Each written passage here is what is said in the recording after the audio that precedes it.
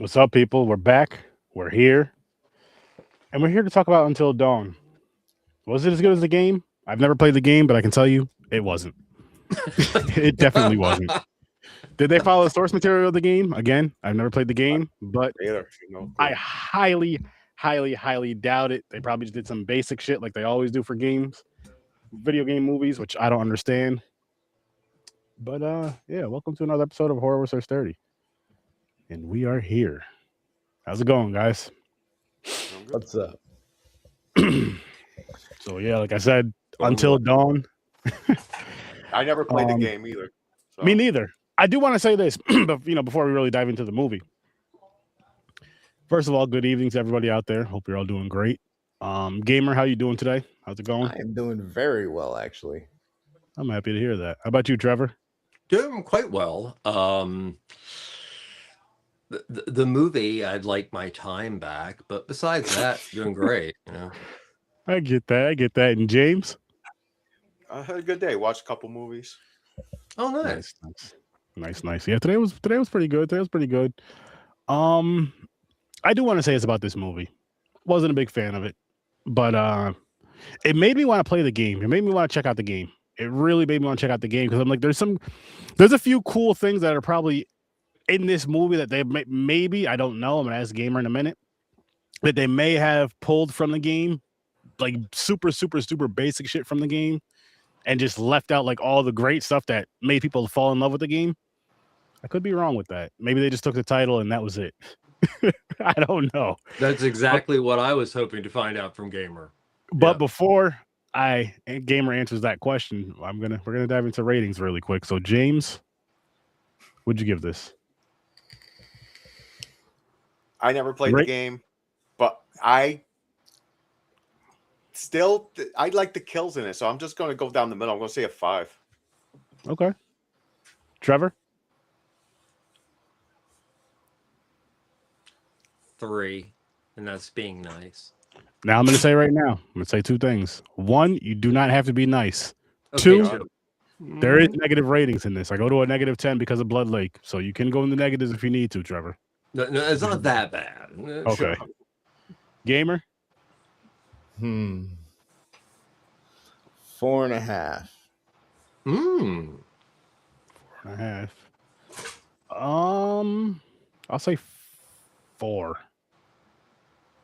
Now, Gamer, you play the game, right? Mm-hmm. How close was this to the game? So we've all been excited because we play Phasmophobia and we know that there's going to be a movie or something put in production for it. This is could be a foreshadowing or a very early and eager warning of what not to do to those who are about to make that production. It jumbles things from the game. It changes characters. The main character, it doesn't make a huge difference as far as male versus female, but certain aspects of the certain things that occur with the storyline and him being there looking for his thing and trying to figure out what the hell's going on. And they give you way too much, way too early. There's so many missteps in this. Although it does look good and there are things that are kudos to the game with the visuals on like the creatures and everything like that. And the creepiness vibe, they didn't even pull off the creepiness vibe of like the sound of his voice coming from wherever while you're in like there are certain elements that you have to hit on with things. Still looked really good. Music was good, but even though it looked good, there was areas where it was way too fucking dark. So it distraction pulls you out of it at yet another point besides the pacing of the story. And then if you know the story and you've played the game, you're scratching your head like the whole way waiting for more nostalgia to hit you from the game. So it's a bit frustrating. It's a bit frustrating because the game will have your own mind twisted after a while. Like you get done playing the game, you put the controller down, and it's one of those games you got to decompress from. Like, oh, nice. Walk away, get up, go watch a cat video, hug your child, see your wife, Like that game and the Evil Within, two Mhm. games that forget about it, bro. Yo, The Evil Within. That movie, or sorry, that game, part 1 and part 2, which I never finished, but still just played them both. I need to go back into those, but I've heard wonderful things phenomenal. about them. Phenomenal. Like the scare factor in those is awesome. The true like main element that they got right was Groundhog Day, essentially. Yeah. That you know, Happy Death Day or whatever. You know what I mean? The Yeah. reoccurring. That's. But there's so many other missteps, bro. So many, and it sucks because it's made for today's society and for today's audiences. So it has to take away from the elements that were almost key and vital in some points to the game. Yeah. Isn't there supposed to be 2 psychics? 2 psychics? I thought I read somewhere about this movie. They're like, the game has 2 characters that are psychic or something. Then I missed that. Like And Meg. again, it fucked with me so bad. I was just happy to finally get through. It could be wrong. It could be a false thing I seen. I don't know. Hey, some games are worth another playthrough, and it's So- definitely worth another playthrough, not another watch through. Oh, So, definitely gamer, not. one thing. Oh, I'm sorry. Oh no, I was just gonna say no. So real quick, me and the wife we watched this last night. Mhm. I fell asleep. We both fell asleep. She fell asleep for the rest of the movie. I was like, you know how like when you're like laying down comfortable, you like doze off, wake up kind of deal. I was doing that for like the last half hour, 40 minutes of it. So I was like, you know what? I'm working from home the next day. Mhm. Get while I'm working, I'll throw the movie back on to where I left off, maybe a little bit behind, a little, back, rewind it back a little bit and watch the rest of it and finish it. And I'm just like, fuck, man. Like what? Use the source material. When you have source material, and I'm just speaking on video game movies, because the movies that pull from the books, I feel nowadays are getting a lot better than they were back in the day. Video game movies are still fucking up. This movie just came out last year. Use the source material. There's a reason why us people that love video games and love certain games will play the same game or a remake of that same game or every fucking sequel for 10 to 20 years because we love the game. There's a reason for that. There's a story that goes with it. There's stuff that goes with it that you guys just decide to leave out. You take the title. You might take the look of some of the villains in the movie for the movie from the game, if you even do a good job at that. And then that's about it. You'll throw a few elements in there that's just like, oh shit, I'm this, the visuals and this, that, cool. But where's everything? Where's the story? What draws me in? Where's the scare? Where's the fear?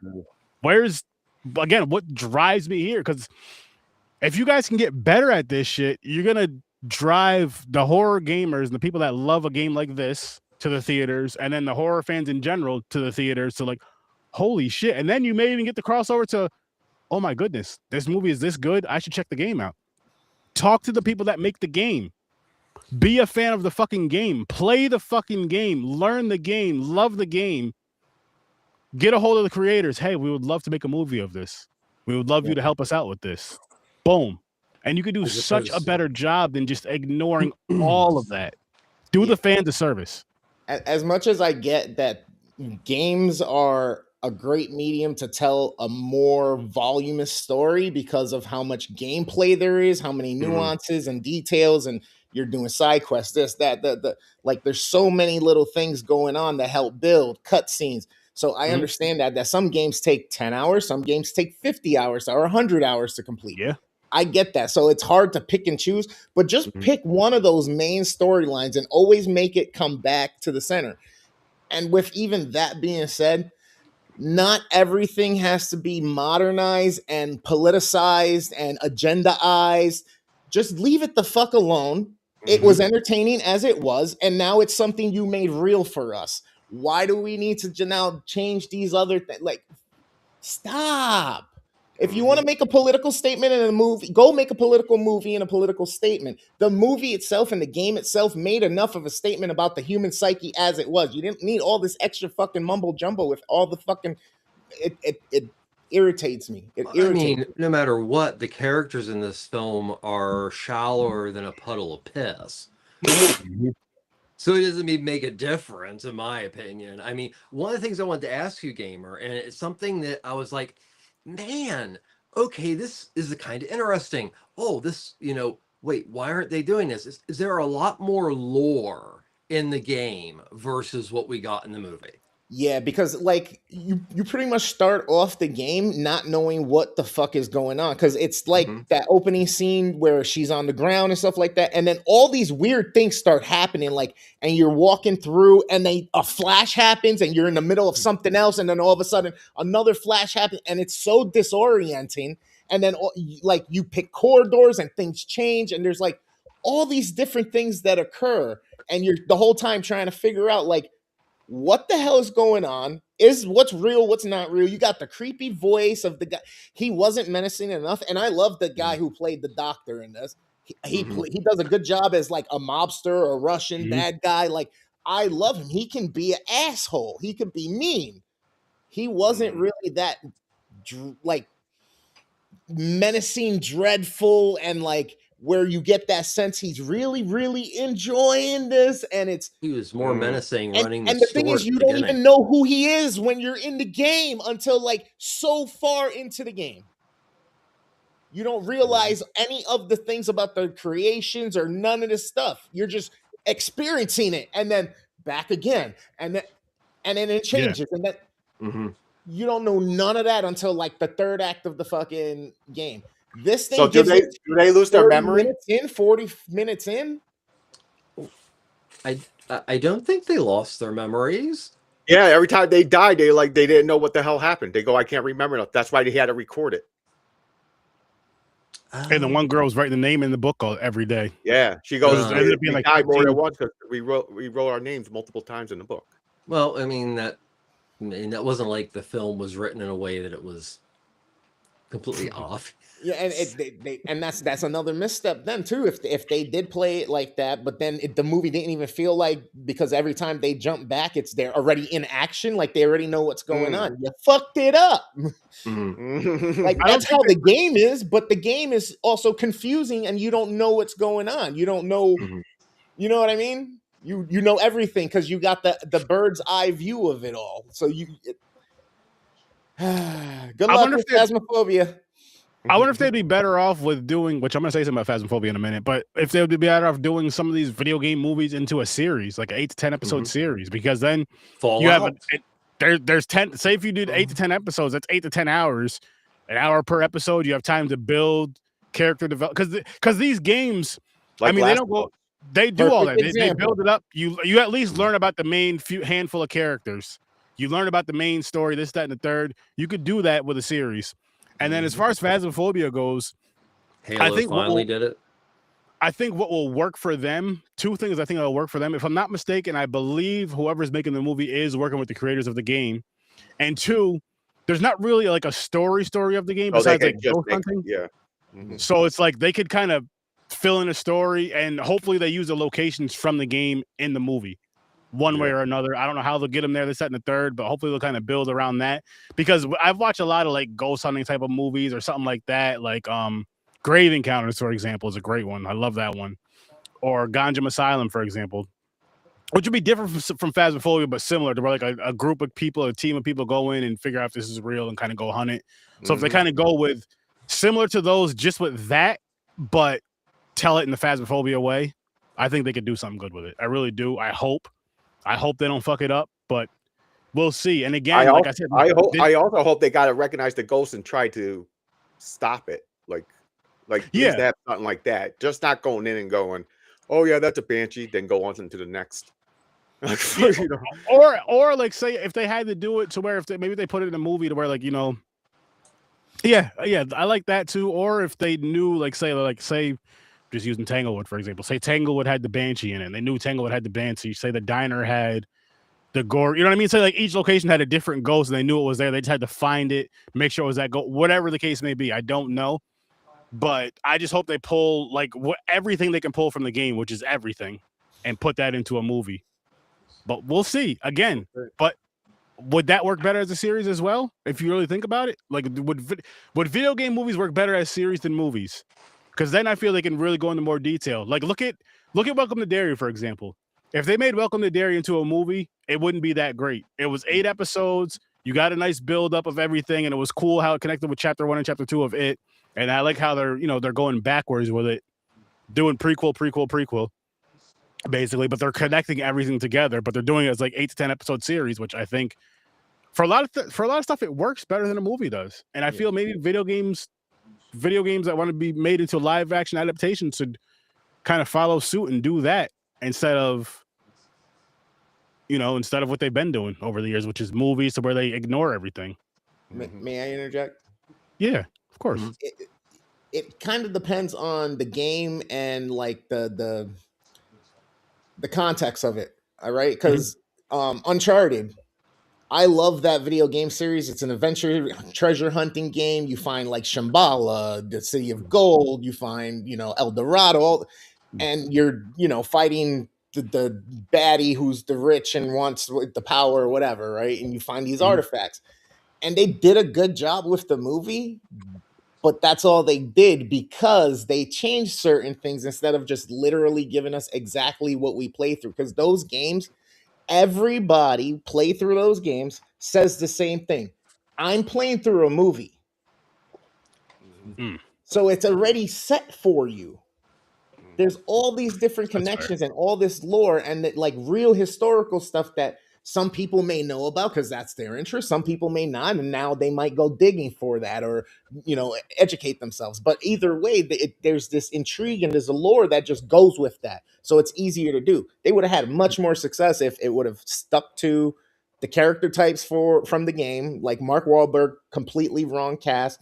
Tom Holland, okay, I guess if you want to portray a younger one, but we didn't get a younger one until the 4th one when we see him. So that's why they did all of this, like trying to just congeal everything instead of just maybe doing literally what the games did and giving us a part 1, a part 2, part 3. Yeah. You know what I mean? Even if you just wanted to keep it that, instead of making it go all the way to 4 or 5, give us 3 solid and have the character in movie land have a good solid end to his story, whatever. But the fanfare's happy. They got what they wanted. It was, faithful and loyal to the original creators, which shows homage as well, but then also pays its homage to the people who made it what it was, the fans. No, you're right. You're right. And just to go back to what I was saying, it's heavy too, lore, it's gotta be fucking episode. And I feel lore is where it's at right now, as far as the transfer of video games, analog horror, movies. Everybody loves lore, and that's the big misstep, I think, massive of many, but one of the really big ones that David Sandberg, the director who also did the film Shazam, did for this film. What little things that were interesting, like the town and the sinkhole and the insane asylum and what's going on. And I think I understood, but I'm still not sure. Were they supposed to be the townspeople that were chasing them at the end? Or all the other missing people that turned into the creatures. Yeah, is it the missing people? And that's where I felt like, what little bit of lore there was just didn't. I can see that. And today's audiences need that. They've always needed it. But they especially need it now, as opposed to like, okay, we're going to start this. Like, I'm just going to watch the game. Watch the game. Okay, I'm going to try to make a movie feel like what I just did. But if the person who's making the adaptation doesn't want to dig deep, you kind of end up with what this is. You know what's crazy about that, Trevor? What? Is that we do live in the age that we live in, and you could probably go do that same exact thing and watch the actual game playthrough of cutscenes, everything,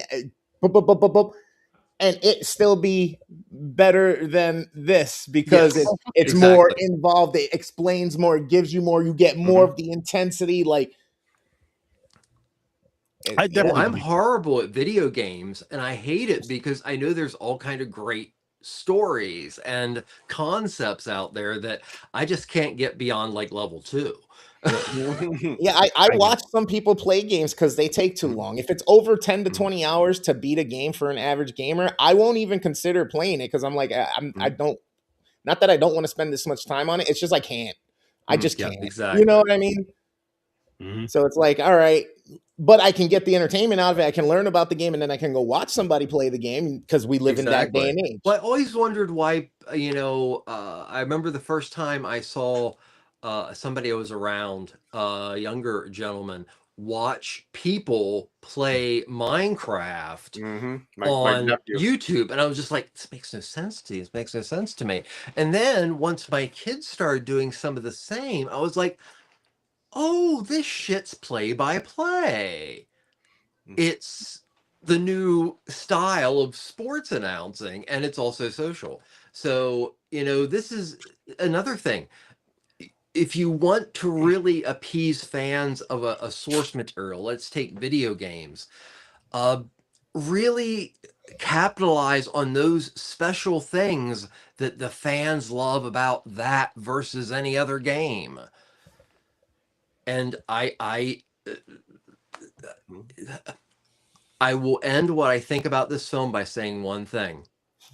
It might have been a little better than Old Bull's House of the Dead, but I need to think about that. And that's it. I lowered my rating to a 3.5 because. And Gamer, I love the passion I see in you when you talk about this. That was like the one I was like, oh goody. And so that's really awesome. And also it makes me feel better about hating the movie so much. Now it is what it is.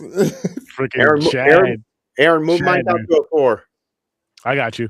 Chad, I hear you, man. I hear you. You know what? I do game like with the newer stuff, but I still love the Nintendo, the Super, the 64, all that shit. I miss playing those at times. I miss playing, and I have them all still. Well, my 64, my daughter has now, but I have them all still. And sometimes I want to hook them up and stream and play them like I used to. I think like a year or two ago, which I am gonna get back to my solo gaming streaming because there's some games I want to get through again, and this may be one of them, or at least attempt to.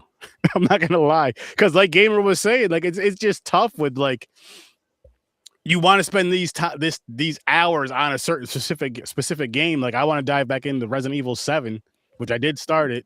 I took a break, and I'm just like, fuck, man.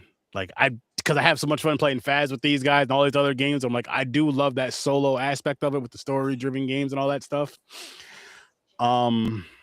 Yeah, but this movie, man, it's disappointing. Again, it's disappointing because you have the source material, you have the cheat code right there. It's like it's like failing an open book test when your teacher's like, listen, it's all open book. The answers are literally right there. Page 1, 2, and 3 is all you have to read. Yeah. And they're just like, nah, fuck that. I'm just gonna go with what I think. Yeah. Like, why? I think part of it is they want to make it their own. And all right, so I have an idea for all directors and creators who want to take on a project as a passion project that currently exists in another medium. Involve the original creator. Yes. Kind of like Nintendo did and made sure and approved things. And then here's I think could be one of the golden tickets. Instead of you doing that, like James said, and just going, hey, I want to make it my own. Put your pride to the side and go, I want to make the best thing that I can for this, and go, hey, creator, thank you for entrusting me. Not only do I want to make sure this is right, what are the things you wish you would have done that you would have done differently now that you got the chance? Like if you were making this game over, let's make this as a movie. Let's make the fix that you want. Kind of like Henry Cavill with his take on getting something for Warhammer and Ultron. Like, he's putting out his whole like life savings to make sure that they keep to the lore. Warhammer is Warhammer, and that's the kind of love that you really need for anything that's adapted, but video game especially, because it's like walking for a movie a lot of the time, except I could see where you would even become more attached to the characters because you find yourself having a favorite character. But no, this movie, just the dialogue, although I will admit The dialogue reminded me of some of the games I had played over the past 15 years, where you just want to hit the button that goes skip, skip, skip, skip, because the dialogue is so bad to the point that a person says something and you go, wait, they're going to say that, and they do. Yeah, It's not just lazy to the source material. It's lazy filmmaking from a guy who's had 2 pseudo blockbusters. Shazam and Lights Out was a surprise hit. So this is really lazy filmmaking by him. It just, I don't understand. I really don't understand it. I really don't understand how you have something to where the source material is successful, very successful, probably made a lot of money, and people love it. People went to go see this movie because they thought they were going to do it justice, and they didn't. And I'm like, why does this keep happening over and over and over when it comes to video game adaptations into film? Why? Stop fucking it up. And I know there's a new Resident Evil movie coming out soon, or within the next year or two. Don't fuck it up. I forgot your name, but I know you're a Resident Evil fan. He did the guy. He's a good director. He did Barbarian. I think it's Zach. Oh, that Barbarian was good. He did Barbarian. Did a few other movies. I forgot what. But use the source material. I know you're a big fan of it. Use the source material. Do not drop the ball on this. Don't just use the names from the movie. Fuck all and that. It's not a difficult fucking story to follow either. It's a video game. They don't make it like you got to be a genius to fucking do this shit. So, okay, another thing, gamer. So there's that one scene where the 2 characters just like, okay, let's get in the Jeep and just go. And then they head into this fog and you see this large creature. And I'm getting like Lovecraft vibes, Mist vibes, and there's nothing else about it. Nothing. Yes. That was a major letdown because I'm like, ooh, I'm starting to. And then also the Wendigo thing. I'm like, how can you bring in a cryptid without bringing in more explanation why a person turned into a cryptid in an insane asylum? I don't know. Just by going crazy. Just accept it, I guess. The only way I can make sense of it is environmental stresses bring out phenotypical expressions of an organism. So if you put, let's say, a plant in certain conditions, it may show certain colors on the leaf, or it might do certain things like produce certain oils to either protect itself from predators or whatnot, or it's going to try to survive or whatnot. So it's trying to, I think, explain that, and that humans within, if we really we're just so ugly that we'll just be that monster if we're just let to our own fucking stupidity and anxiety. Like I don't. It does kind of take from the Wendigo concept, because basically I was under the impression that the Wendigo versus the serial killer was, and this one I had to come up with myself compared to but I felt that it was all those souls and all that pain, and then they say hunger, but it's all that pain that leads to the creation of the Wendigo. But I had to come up with that one myself. Now the serial killer, is there any more, or is he just a blanket serial killer even in the video game? Man, and there's even with just the imagery of what the cover is, with the house and so much underground and stuff like that, and it decayed away. Like they only touched. They only touched. Kind of and when they did touch, if it was super dark, and it kind of felt like you were just in like the first level of a basement, like if you're trying to get to a bunker type deal. You know what I mean? It didn't feel like you were deep underground in corridors that you have to navigate and are like mazes. You know what I mean? Oh, by the end of the movie, I couldn't. If somebody said write a map, I couldn't do it. Like, tell us now, write a small map of where these characters are. This one's here. Yeah, exactly. There's no like flow to this film. And in most games, guess what you get? A map. As you uncover areas, it shows up, and you can either go into the menu or it comes up in the top corner of the screen. Well, they played with that. They try, and I even said when it popped out, when they got the map out, I was like, "Oh, it's the legend for the game." And you saw it for 1.1 second. Yeah, there we go. Mm-hmm. Another thing I didn't like about this movie, I don't like when every character survives. I'm with you on that. I'm like, well, this Melanie chick, they kind of totally forgot about her, so I'm assuming she's dead. Well, it was too late. She became part of the darkness. But the thing is, did they survive?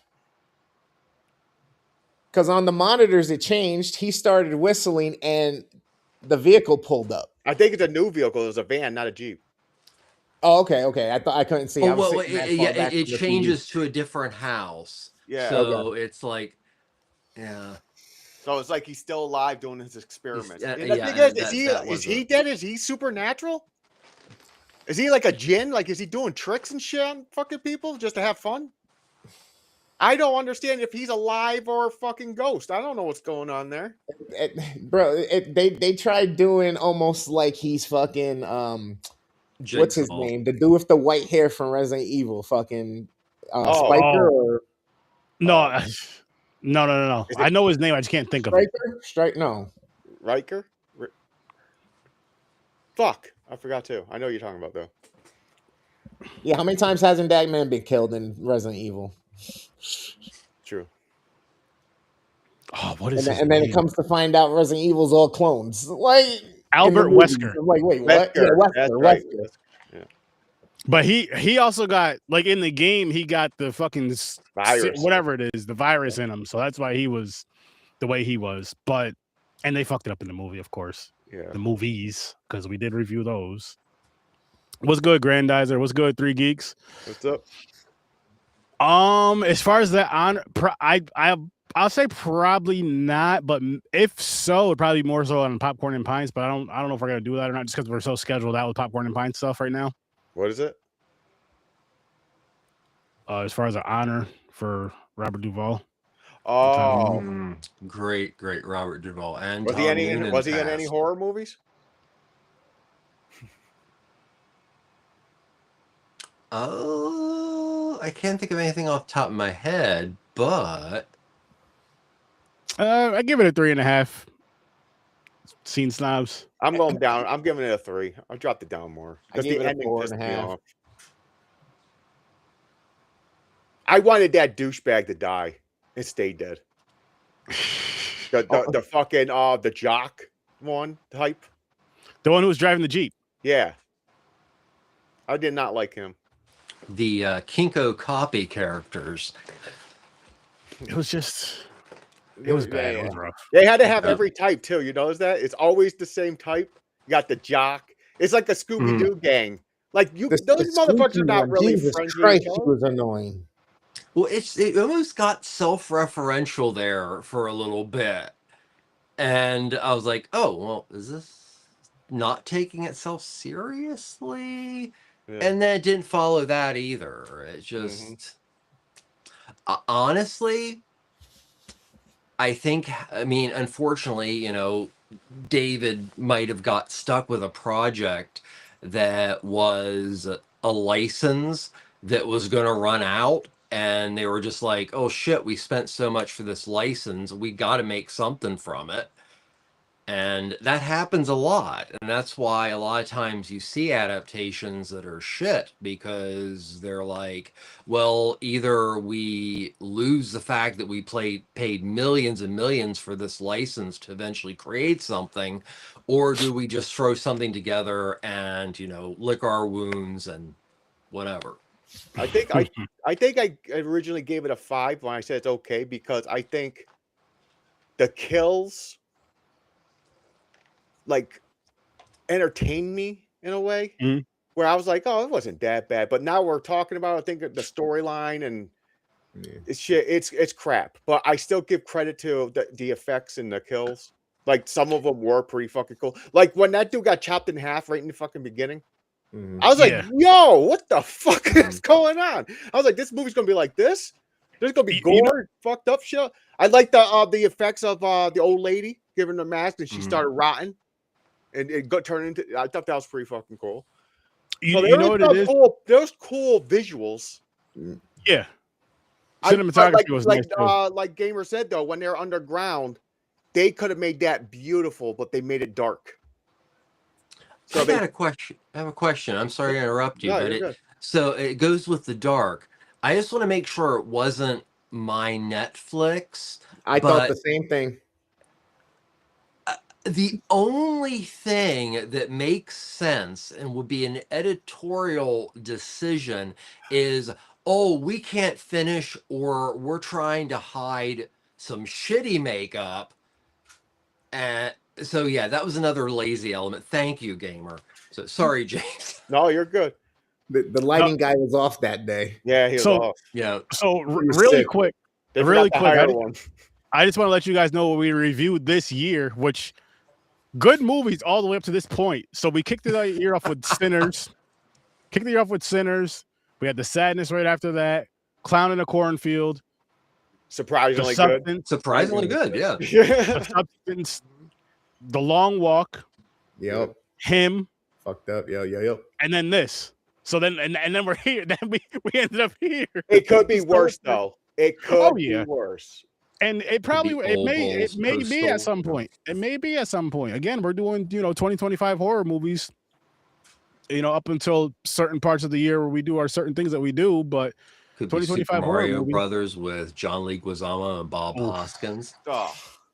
That was horrible. Sorry. They didn't do one thing right about that movie, about the story of fucking Mario. Like what? Or They got the Street names Fighter with Raul Julia and Jesus. The little Bob was cute. That's about it. They got the names right. They got the names right. I will say the newer Mario movie they did. I know it's not live action, but I had a good time with that. I had a real animated. I can't wait for that either. Sonic. Yes. Yes. How much lore is into it? I don't know, but it was good still. I mean, the story was fine. It was entertaining. There's not really much story to those games, really. Like Mario saved the princess type of deal, but they made her more badass. And Sonic just runs and collects coins and fights a boss at the end of the stage. Eat some chili dogs. You know what I'm saying?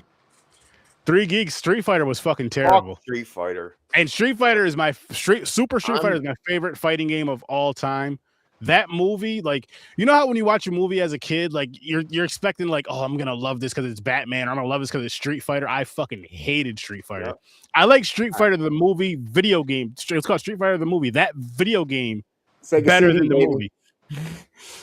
Yeah, and it was on the Saturn. Yep. Bro. But other than that, that's the best thing I could say about that. with Street Fighter, like I'm hoping all Masters of the Universe movies. Yeah. Oh. Yeah, they're all bad. It looks okay, but it looks like it has the potential to be a bit bro-ish. I'm hoping Street Fighter and Mortal Kombat are decent, the new movies. The Mortal Kombat I'm not as concerned about, but Street Fighter, yeah. Here's what I'm hoping from Street Fighter. I'm hoping the original 1995 Street Fighter we got is like Street Fighter Part 1, like the game, the arcade game, the video game, okay? And now I'm hoping this version that we're getting now is going to be our Street Fighter 2 or possible Street Fighter 2 Turbo. You heard? I get what you're saying. That's what I'm hoping. Because that's when Street Fighter became Street Fighter. I'll even say Street Fighter 1 for the arcade was better than that fucking movie. And then we had the original Street Fighter 2 on the Super and Sega and all that shit, which was dope. But we'll see. The arcade game was shit. It was better than the movie. Shit. Okay, listen. If the arcade game was shit, the movie was Hot Runs. Hot Runs. Yeah. Spicy diarrhea when you're eating too much spicy foods and you got the runs. Yeah, that. Poor Raul Julia. And before you knew about wipes, you had to get the toilet paper wet. Last roll. That was so sad. Did so good. I know. He did great acting in it. Don't get me wrong, but it was just. But he was like Shakespearean level fucking actor, man. Wrong role, all that shit. And Jean-Claude Van Damme playing fucking guy. Here's another. Since we're talking about the Street Fighter movie, now here's my rant with that movie. You have like in the game, it's Japan, Back then it was USSR. You have like, you know what I mean? All the fucking places of where each character was from. And you just completely ignored that. Like, fuck this shit. Like, except why? for Chun-Li. Chun-Li. Yeah, maybe Chun-Li. And then we even did the other Street Fighter movie, the Chun-Li movie. That shit was bad too. Like, yeah, it was. That was just stop it. Stop it. Just listen. If you guys are gonna respect the source material from the games, cut this shit. Knock it off. Especially a fucking action movie where you mainly you only less dialogue, you just more ass kicking. I mean, you have dialogue, and each character did have for one, I was such a fan of Street Fighter. Remember how video games used to come with the booklets? Yeah, to tell you how to use the shit and get you cheat. Not only that, but like Street Fighter would tell you how to use their moves, and it would give you like the each character's brief little story, the little background. Yeah. What now? Now, when you buy a game, you don't even get a book. You open up the. Those are 99 cents each as a DLC. Yeah. I think I only played Wing Commander once. I didn't even know there was a movie called Wing Commander, honestly. No, I've never. Wait, what game? Wing Commander? Oh, dude. Oh, love that game. PC and on Sega CD. I had it on both. Oh, love that game. One of the hardest flight simulators for a kid my age, but man, I love that game. That and Sewer Shark. Was it Sewer Shark? I'm not sure. Yeah, I think it was called Sewer Shark or something like that. And it's, you're driving this fucking thing in the sewers, going like light speed, shooting at fucking like aliens and shit. It's weird. It was fun. Yeah, I never heard that one. All right, gents. So I'm gonna pull this charity thing up. I've relived a lot of nostalgia tonight. My apologies, everyone. No. Hey, listen. There's nothing wrong with that. There's much better than this movie. Yep. The memories were much better. Yep. Yeah. So next Friday, the 27th at 7:00 Eastern time, Curse of the Swamp Creature. We are doing a script read for that, a charity script read for our guy. He's a friend of the shows, friend of the Scene Size, friend of Horror Research 30. He has MS. He's going through some rough times. We're gonna do a charity event. All the money, everything's gonna go to his GoFundMe. So link will be in the description. Let's fucking knock out MS and help a great person out, and have a good time with this script read, because it's gonna be fun, funny, and silly as they are. Especially if I end up being a certain character. Yep. We're not giving anything away. That's all we're telling you guys. That's all we're telling you guys, because it's gonna be fun, and I'm super, super, super excited for it. But now's that time, people. What time is it? It's that weekly rental time. And kick it off with you, Gamer, for your weekly rentals. And I'm gonna bring them up right now, peeps. So here we go. Boom. Ladies and gentlemen, since I did such a poor job last week, here are my rentals from this week. I started off with The Spy Next Door. It just happened to be playing, and it was on YouTube's free list. I ended up watching it while doing a bunch of housework, and by the end of it, ended up saying, not bad. What was the second one? I'll pull it up again. I was just... Kick-Ass. I love Kick-Ass. I love Kick-Ass, yeah. It's a superhero movie, but it's got shenanigans and tabackery, and there's comedy, but go watch that and the second one. And then, of course, Jurassic World. Who doesn't like a modern-day Jurassic tale of love, dinosaurs, death, and despair, and world-ending calamity?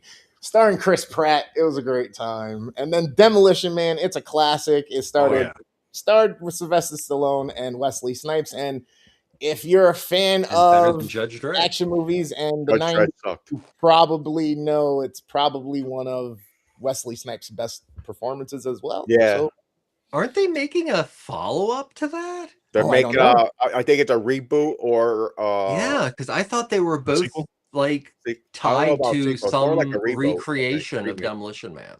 Really? Nice. Interesting. Yeah. Interesting. So that's Gamer's weekly rental report. Boom. Rental report. Wait a minute. So did you say it's worth the late fee? Okay, yeah. Are any of those movies worth all those movies worth a late fee? I would say all of them are worth a late fee except for Spy Next Door. Although fun, it's not one that you always go back to. If it's on, you catch it, you don't mind it. Okay. Okay. James, but you for your. All right. So this week I watched not many. Gamer watched more than I did, but I only got 3 movies in, not counting tonight's movie. So the first one I did watch was Godless. I wanted to see this when it first came out, but it wasn't available in the US. I think it was Australia only. I think I'm throwing a fucking curveball there. I don't know, but I finally seen it, and the story itself, it's not bad. I mean, it's okay. It's a good exorcism twist. Kind of, it's one of those. Is it psyche or is it really a demon? Mm-hmm. It's that play on religion in a way. So. Okay. It's not bad. Mantis, that is a I seen it on Netflix. I was in the mood for seeing someone get their ass kicked. So I was like, oh, what's this one? And I've been into Korean movies lately. Oh, nice. I've been watching a lot of dramas too, Trevor shows. But what was I say? Mantis is pretty cool. I just wish it had more fighting. It was more like. It was kind of like a mafia thing. Organizations want to take over each other. They want certain, like the old school rules to be broken and all that stuff. So it's entertaining. Get me wrong. It's fine. Dead Chocolate. Chocolate I watched this morning. Okay. Because I was in the mood for ass kicking again. For some reason, I wanted to see people get punched in the face. This movie, autistic girl. I still don't understand why. I'm guessing it's because she loves M&Ms. But her name is not Chocolate. It has nothing to do, what I'm saying. But she's an autistic girl she learned to be a badass martial artist just by watching. She watched movies and she would rewind and watch how they did it, rewind how they do it. Then they didn't know. At first, it started off like a game where the kid was just throwing shit to make money. They're throwing shit and she just catches it out of the air like that. Someone threw a knife and she caught it like right here before it hit their eyes, but she didn't start bleeding. She didn't feel the pain. She's autistic. She's sitting there and the brother is like, not the brother, nephew or uncle is like, oh no. He's like, no, you don't catch everything. And like, who threw this? But then it gets to where she actually ends up fighting, beats the shit out of people. I mean, a warehouse scene, kicked ass. A fucking meat market, beat the shit out of people. She's going around collecting money that they owe her mother. I'll say that. I won't say the reason and everything. But out of all these movies, Chocolate is worth the fucking late fee. I mean, I might keep it for 2 weeks. Oh shit! I love that fucking movie. It was so entertaining and a lot of ass kicking. And it's different when it's a child. You know, she's like, I don't know. They didn't say her age really. I think it was like 13, 14. She's going around beating full-grown men's asses. One of the movies she was learning the martial arts from was Anbak.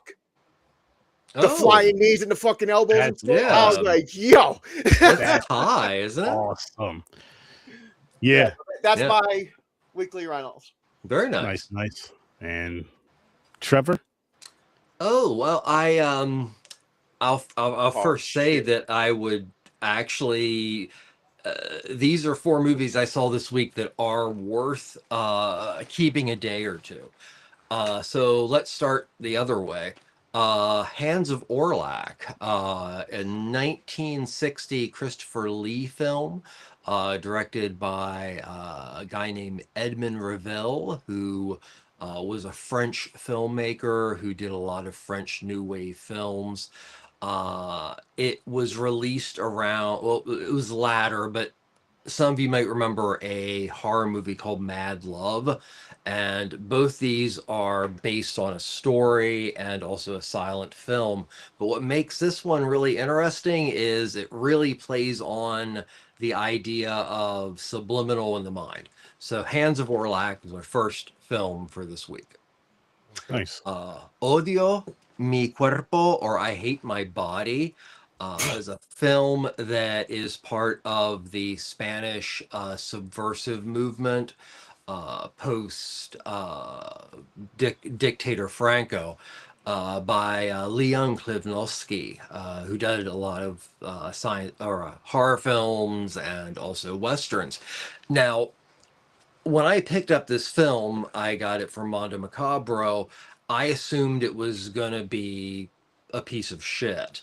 And the film starts out very much in that way. There's a guy who's cheating on his wife, and he and the woman he's cheating with end up running into a bridge, and their car explodes, and they're both virtually dead. And then the doctor named Adolf comes in to say all this, and then you have his nurse proceed to say, "Well, you could continue those experiments you did back in World War II with the Nazis." I'm thinking this is going to be the worst piece of shit ever.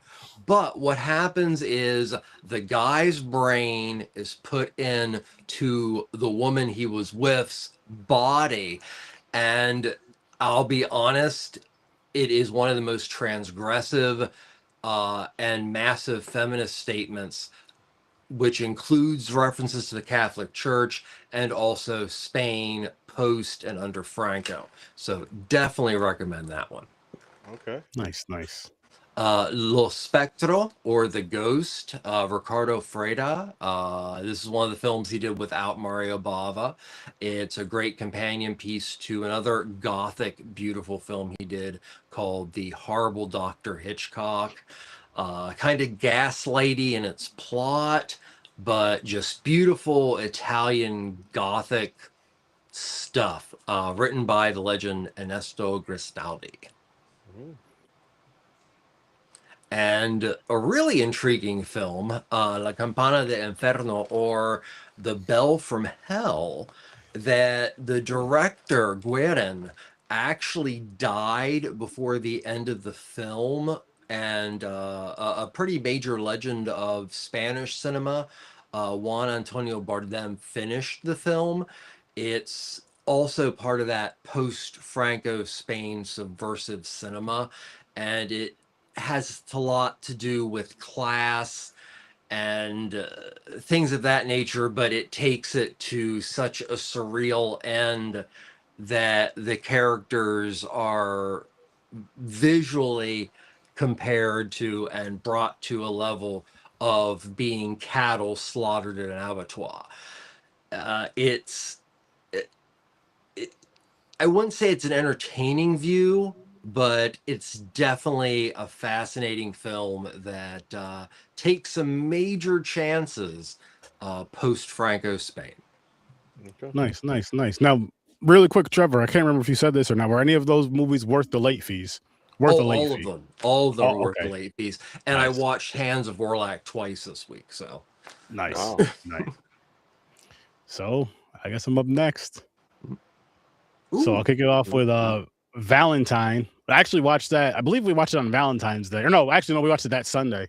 Mhm. And it's a fun slasher. It's a really, really fun slasher. It starts off with kids. I believe they're in middle school at a school dance. There's one kid that gets bullied all the time. And one girl lies on him, put some smut on his name, throw some dirt on his name. They were making out under the bleachers. And these boys seen him making out. So they're just yelling shit at them. And then she said that the boy attacked her, which he did not. It was very consensual.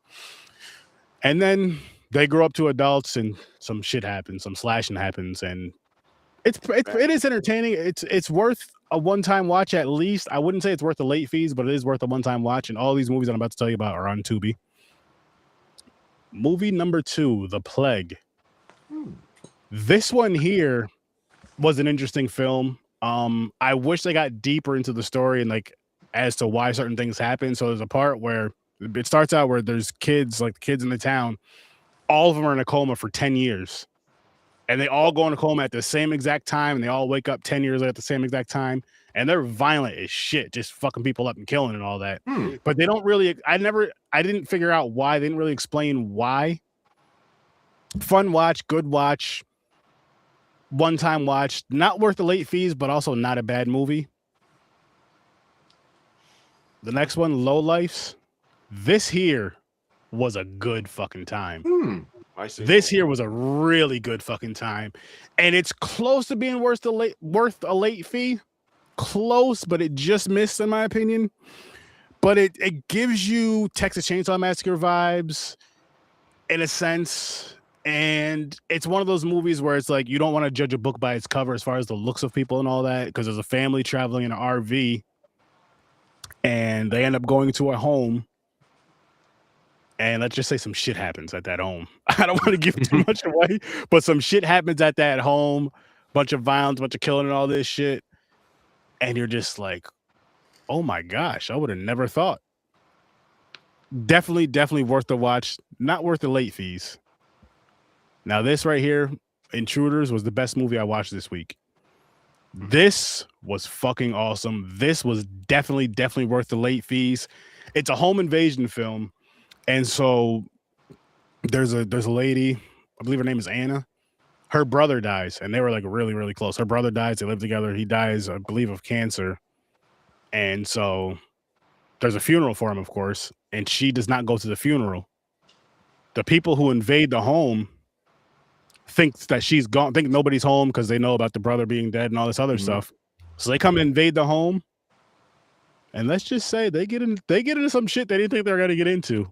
Especially once they found out that she was there alone, a single female there alone. They just, oh man, there's so many surprises in this movie and so many gems in this movie. I was just like, this is something I would definitely. This and low lives I would watch again, for sure. But this one is definitely worth the late fees, 100%. Go out and watch it. Honestly, I would say watch all 4 of them, but if you were to only choose 1 or 2, I would say Intruders and Low Lives, definitely. I would say watch Low Lives first, then watch Intruders. But yes, definitely worth the late fees. Definitely had a great time with it. And I may watch it again at some point. Because it was really that good and that entertaining. And just certain shit where you're just like, oh, this girl ain't playing. This girl is not playing at all. Gotta get to this wheel now, guys. What's good, Jalen? Gotta get to this wheel now and see what we will be slicing and dicing next week. Hopefully it's better than the shit we watched tonight. But if not, I blame Mick. Never seen Villains. Nope. Never seen Villains? No, never seen that either. You guys see that Psycho Killer movie? I seen that that's coming out. I seen a not a trailer. I seen like a picture of it earlier though. I do want to see it. It was made by who was it made by? Oh shit. Fuck. It's on the tip of my tongue. It's on the tip of my tongue. I gotta go to the phone. I just had it. It's coming out. It's coming out tomorrow, right? Well, technically tonight, but yeah, Friday. Yeah, tomorrow it comes out. Let's see what we got. Is it Frankenstein? The new Frankenstein from last year? Oh, good. I wanted to see that. I heard some really good things about this. Oh, Guillermo del Toro, legend. Frankenstein. So that's what we'll be watching next week. We'll be slicing and dicing that. And I'll tell you guys this. For those of you that are watching us live right now or are going to be watching this later on or listening to it, watch the movie and come jump in the comments and join the conversation with us because, you know, we enjoy that shit. If you've never seen it, yeah. I've never seen it. And I believe Frankenstein's on Netflix. It is. Mm-hmm. It is. No. Yeah, it is on Netflix. That'll be exciting to watch. That'll be fun to watch. It's produced by Netflix too. Oh, nice. Yeah. It was. It's the most recent film by legendary Guillermo del Toro, and I've heard amazingly beautiful things about the film. Guarantee you're gonna like it better. I haven't even seen it. I can guarantee you're gonna like it better than what we just watched. Good. Yeah, I'm excited for this. This is the same guy who did Pan's Labyrinth and Shape of Water. So it's gonna be beautifully Crimson Peak. It's gonna look beautiful. It's gonna look beautiful. Yeah. I'm excited. So, I'm really excited for this one. So one of the people who were doing Psycho Killer is involved with The Long Walk, and some of the other ones that was involved with was fucking some of the other movies we just saw actually recently too, or we've seen before. Boy, Gone. What the fuck was the other one that I was like, yo, that's awesome? Andrew, here we go. 7, 8mm, Panic Room, Sleepy Hollow, and they're all working on that Psycho Killer movie. So we'll see. What do you do in Panic Room? He was screenwriter. Andrew Kevin Walker. He was the screenwriter. Yeah, I mean, 7mm and Panic Room were both really good scripts. Oh, I can't wait. I can't wait to watch Frankenstein because it's one of those that came out. I was like, I want to see this and just didn't get a chance. I didn't go out to movies last year a lot. And then Gavin Polone, he produced Zombieland and 8mm. So they've worked together before on 2 or 3 different projects that were successful. Nice. That's good. That's good. That's really good, actually. But shit. Grandizer, there's a website you can use that I use for a lot of movies. It's called lookmovie2.to. There you go. You search the movie, it has a lot of newer stuff on it. Appreciate you, Jay. Appreciate it. We're about to wrap this one up anyway. Yeah. I gotta go wrap my hair. He does. That said, listen, peeps. We appreciate you guys showing up for us. We love that you're here. We love that you guys are here in the live. We love that you guys are gonna be listening to the show and watching it later on. Make sure you guys go check out WorstDamnGamerEvr. Make sure you guys go check out Ambassador Media. Make sure you check out Fade Theory. Check out the Scene Snobs. And check out Popcorn and Pints. As a matter of fact, this weekend on Popcorn and Pints, we're diving back into the Stephen King with The Shining and Dr. Sleep. And then the week after, we're doing The Shining, the little mini-series thing or whatever it is. I've never seen it. Yeah, the 6-hour-long CBS series. So we'll be doing that as well. And then, of course, come here every Thursday at 8 o'clock Eastern Time for some more horror, some more fun with your favorite horror host, Sir Sturdy, and the crew. Shout out to Sturdy Slashers. I'll see you.